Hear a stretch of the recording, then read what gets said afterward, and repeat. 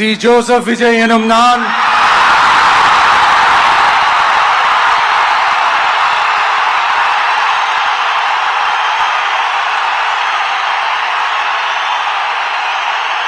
சட்டப்படி அமைக்கப்பெற்ற இந்திய அரசியல் அமைப்பின்பால் உண்மையான நம்பிக்கையும் மாறா பற்றும் கொண்டிருப்பேன் என்றும் இந்திய நாட்டின்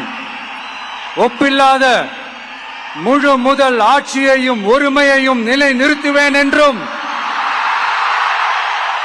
தமிழ்நாட்டு அரசின் முதலமைச்சராக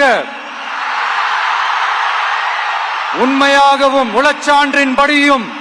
என் கடமைகளை நிறைவேற்றுவேன் என்றும் அரசியல் அமைப்பிற்கும் சட்டத்திற்கும் இணங்க அச்சமும் ஒருதலை சார்பும் இன்றி விருப்பு வெறுப்பை விலக்கி பலதரப்பட்ட மக்கள் அனைவருக்கும் நேர்மையானதை செய்வேன் என்றும் ஆண்டவன் மீது ஆணையிட்டு உறுதிமொழிகிறேன்.